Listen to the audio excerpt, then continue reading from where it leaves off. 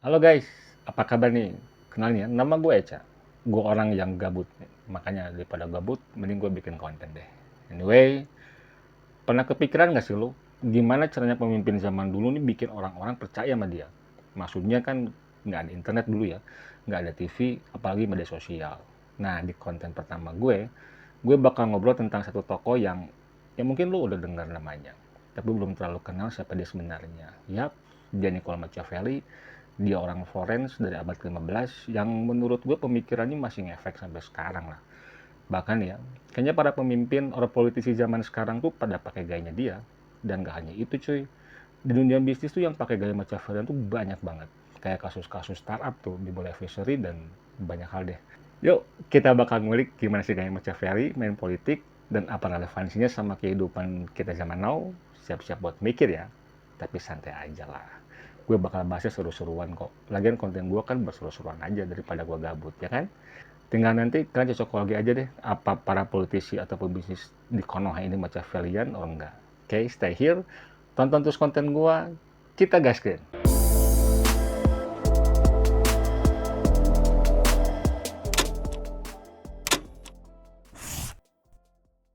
Jadi, siapa sih Machiavelli? Dia lahir di Florence, Italia tahun 1469. Machiavelli itu semacam politisi, filsuf, dan penulis. Atau bisa dibilang dia ini kayak penasihat gelap buat para penguasa lah. Bayangin aja cuy. Zaman itu tuh Italia kayak medan perang politik, penuh intrik dan saling sikut buat dapetin kekuasaan. Di masanya Florence itu kayak pusat peradaban dan politik banget lah. Semacam Silicon Valley-nya zaman Renaissance lah. Nah kala itu Florence itu dikendalikan sama keluarga Medici, geng sultan yang punya duit segudang, brother. Terus koneksi dia tuh di mana-mana. Mereka tuh bukan raja, tapi ya kayak bos mafia lah, yang pegang kendali di balik layar. Atau mungkin bisa dibilang oligarki, cuy. Nah, Lorenzo de Medici alias Il Magnifico, dia bikin Florence jadi pusat seni dan budaya. Tapi yang namanya juga politik, ada aja lawannya. Nah, pas Lorenzo ini meninggal, Florence sempat diguncang omongan dari seorang biarawan, Girolamo Savonarola. Dia tuh orang kayak apa ya, influencer agama lah, yang bilang kalau semua karya seni itu dan kekayaan itu tuh haram. Akibatnya Florence jadi suram. Banyak karya seni yang dibakar, tapi akhirnya dia sendiri yang diadili cuy. Nah, sementara Machiavelli, waktu itu mulai naik daun tuh sebagai pegawai pemerintahan. Dia tuh jago banget dalam diplomasi dan strategi. Sampai dikirim buat negosiasi sama raja-raja besar, termasuk Caesar Borgia, anak paus yang brutal abis. Dan info dikit nih ya, tentang si Caesar Borgia ini. Karena dia ini tokoh yang Machiavelli bilang tuh the prince. So, jadi gini, sebagai putra paus, si Caesar Borgia ini tuh memiliki akses ke kekuasaan dan sumber daya yang luar biasa. Dia diangkat sebagai kardinal pada usia muda, tapi ambisinya nggak berhenti sampai sana cuy. Caesar ini ingin menjadi penguasa duniawi, bukan hanya pemimpin spiritual. Dan si Caesar ini mulai membangun kekuasaan lewat perang buat menguasai wilayah-wilayah di Italia Tengah. Dia ini terkenal sebagai pemimpin yang licik banget dan brutal. Pakai strategi licin dan kekerasan buat dapetin apa yang dia mau. Dan salah satu momen yang paling ikonik dalam hidupnya adalah saat dia menguasai Roma yang bikin jadi salah satu orang yang paling ditakutin di Italia. Nah, si Caesar itu tuh nggak segan pakai kekerasan dan pengkhianatan, termasuk menghilangkan nyawa saudara kandungnya demi kekuasaan. Pokoknya politik keluarga Borgia ini tuh penuh manipulasi. Next, gue bakal bahas deh. Jadi bayangin aja nih, Italia abad ke-15-16 itu kayak medan perang. Nggak seindah sekarang. Dulu tuh nggak ada persatuan. Yang ada ya cuma kota-kota kayak Florence, Venice, Milan, dan Roma tuh saling berebut kekuasaan. Belum lagi campur tangan dari negara-negara luar tuh kayak Prancis, Spanyol yang ikut-ikutan ngerecokin.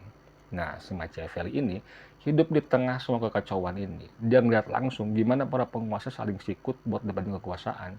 Di Florence sendiri, pemerintah itu sering ganti-ganti, kadang demokrasi, otokrasi, sementara si Machiavelli sempat kerja buat pemerintahan Florence. Tapi hidup dia ini nggak selalu mulus cuy. Pas keluarga Medici balik ke Florence, dia malah dipecat, disiksa dan diasingkan. Nah, pengasingan inilah yang dia nulis buku politik yang paling kontroversial, yang Principe alias The Prince, yang terinspirasi dari si Caesar Borgia itu, brother. Nah, buku ini tuh ngejelasin gimana cara jalanin kekuasaan tanpa baper, tanpa basa-basi. Nah, buat Machiavelli ini, penguasa yang sukses itu bukan yang paling baik hati, tapi yang paling paham kapan harus kejam, kapan harus pura-pura baik. Gue coba deh jelasin konsep-konsepnya si Machiavelli ini. Yang pertama, manipulasi dan kebohongan. Machiavelli ini bilang kalau seorang pemimpin harus siap buat berbohong, nipu, dan manipulasi orang buat ngebalin posisi atau ngejaga kekuasaan, cuy. Jadi buat dia ini nggak masalah. Kalau lu harus ngelakuin hal-hal yang nggak jujur, asalkan tidak demi tujuannya. Dan yang lebih parah lagi, kadang dia nyaranin buat ngejebak orang tuh untuk kepentingan pribadi. Misalnya tuh, lo sebagai pemimpin, dan lo butuh ngalahin pesaing politik. Si Machiavelli ini bilang, lu bisa aja nipu mereka, pakai taktik licik, atau malah bikin mereka jatuh dalam jebakan supaya lu bisa menang dan tetap berkuasa. Moralitas atau keadilan, forget it. Yang penting lu tetap di atas, intinya fake it till make it lah. Yang kedua, kekejaman dan kekuasaan. Salah satu hal yang paling kontroversial di The Prince adalah cara Machiavelli ini ngajarin pemimpin buat bersikap kejam. Kalau perlu, dia bilang pemimpin harus siap menggunakan kekerasan atau tindakan kejam buat meredam perlawanan atau ancaman terhadap kekuasaannya, cuy. Nah, kalau lu mikir itu nggak etis, ya udah, nggak masalah. Kata Machiavelli, yang penting ya lu menang. Contohnya tuh, pemimpin bisa aja ngabisin lawan politik dengan cara kekerasan atau bahkan membunuh mereka supaya nggak jadi ancaman. Itu udah pembunuhan karakter, cuy. Contohnya, banyak pemimpin sejarah yang ngelakuin pembunuhan politik atau bahkan perang demi pertahanan kekuasaan mereka, kayak Julius Caesar yang nggak ragu buat ambil langkah ekstrim buat mempertahankan posisinya. Dan yang ketiga, mengabaikan moralitas dan etika. Machiavelli ini sama sekali nggak peduli sama moralitas atau etika dalam politik. Dia lebih suka ngasih nasihat yang jelas. Misalnya, kalau lo jadi pemimpin yang sukses, kadang lo harus jadi bajingan. Nah, di The Prince, dia nih ngasih ide bahwa kalau lo mau bertahan lama di kekuasaan, lo nggak bisa ikut aturan moral yang sering ngajarin sama orang. Karena itu bisa bikin lo jadi lemah dan gampang dimakan musuh, coy.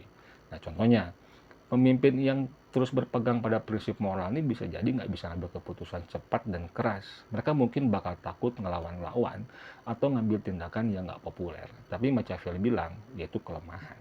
Lo harus siap ngelakuin apapun, bahkan kotor, itu buat bertahan. Yang berikutnya, penyalahgunaan kepercayaan. Machiavelli juga bilang, kalau pemimpin harus siap buat ngelakuin apapun untuk menang, termasuk memanfaatkan kepercayaan orang lain. Kalau perlu, lo harus siap mengkhianati orang yang udah percaya sama lo untuk keuntungan diri sendiri.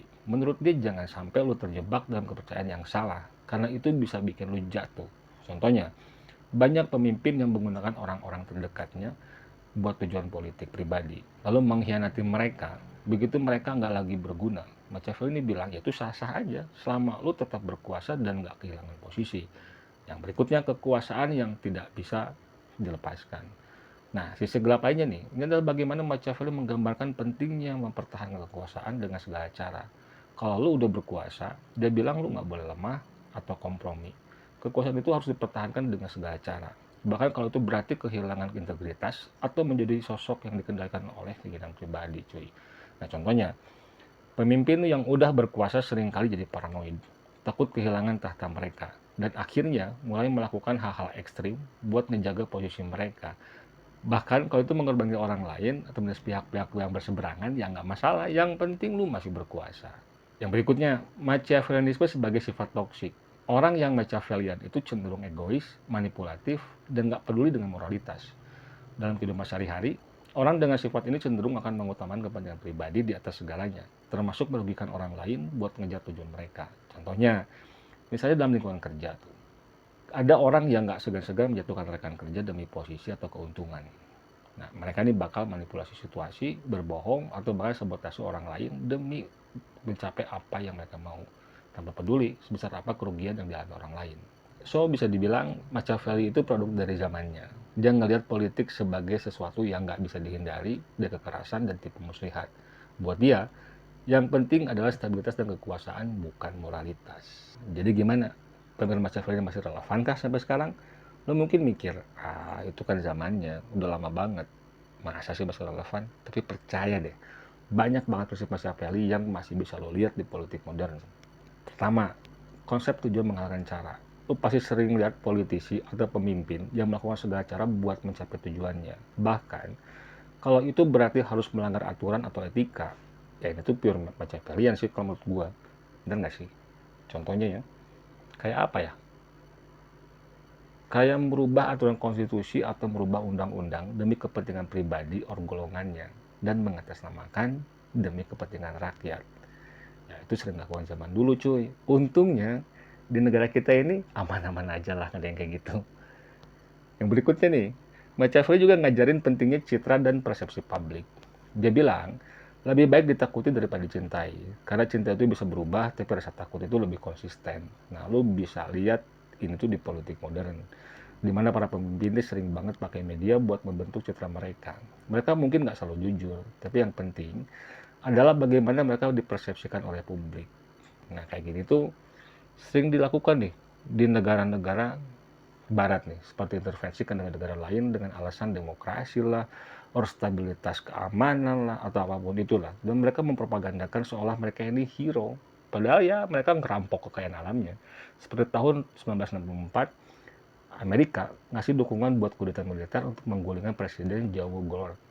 Alasannya, Goulart ini dianggap terlalu kiri dan dekat sama kelompok yang nggak suka AS atau Amerika cuy.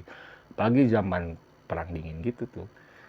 AS ini dikabarkan ngasih dukungan politik, logistik, bahkan mungkin duit tuh buat para pemimpin kudeta yang akhirnya rezim militer ini berkuasa sampai 1985 di Brazil cuy. Dan banyak lagi yang Barat lakukan di Timur Tengah yang selalu berusaha ingin mendominasi, bahkan take everything cuy. Machiavelli ini ngajarin tentang pentingnya fleksibilitas dalam politik. Dia bilang, seorang pemimpin ini harus bisa beradaptasi dengan perubahan situasi, dan itu relevan banget dengan zaman sekarang, di mana perubahan terjadi dengan cepat dan pemimpin ini nggak bisa adaptasi, ya bakal ketinggalan cuy.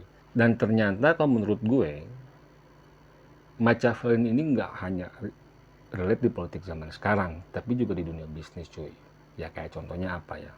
Pertama tuh ya, kayak manipulasi pabrik tuh. Banyak para pengusaha atau pebisnis nih ya, yang mereka ini nggak peduli kalau harus mengorbankan orang buat diri sendiri. Pokoknya yang penting tujuan tercapai dan yang penting untung. Ya contohnya kayak apa ya? Kayak overclaim produk atau over dalam branding si produknya, yang dimana memanfaatkan kebutuhan publik, ambisinya publik yang ingin terlihat cantik lah. So, seolah-olah nih produk mereka tuh menjadi solusi untuk keinginan atau ambisi orang tersebut, yang nyatanya mungkin malah berefek negatif ke si konsumen cuy. Nah yang berikutnya nih ya, pakai trik licik nih. Kayak mereka ini cenderung pakai strategi yang nggak transparan. Misalnya sembunyiin informasi atau melakukan sesuatu yang nggak jujur demi menang cuy. Ya contohnya seperti kasus yang narik investor tuh yang triliunan pada hasilnya zong. Tapi dia buat seolah-olah perusahaan ini profit dan flexing sana sini lah. Ada tuh salah satu contohnya. Ada salah satu case tuh yang lagi happening soal e-fishery. Mungkin kalian udah tahu lah ya, sebuah startup unicorn di sektor aquatic yang katanya sukses besar, tapi ternyata ada dugaan fraud gede-gedean di baliknya. Dan ini tuh pas banget kalau kita lihat dari kacamata Machiavelli. Mereka ini diduga menggelembungkan laporan keuangan buat menarik investasi. Mereka klaim pendapatan 752 juta USD, padahal realitanya ya cuma 157 USD. Dan itu mirip banget sama taktik yang Machiavelli ajarin, lakukan apapun yang perlu buat menang, urusan moral ya belakangan lah. Yang berikutnya tuh, banyak pelaku bisnis nggak peduli sama moral. Nah kalau soal moral nih, e-fisher ini menciptakan ilusi kesuksesan lewat laporan yang lebih-lebihkan. Investor dan media ini percaya karena semua terlihat sempurna.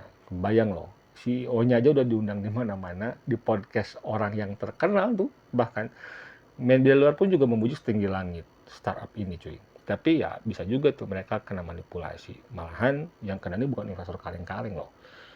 Atau masih banyak lagi para orang-orang sukses atau para pelaku bisnis ini ngebangun citranya dengan sangat baik dengan berbagai macam cara. Kayak beramal yang dikontenkan or apalah.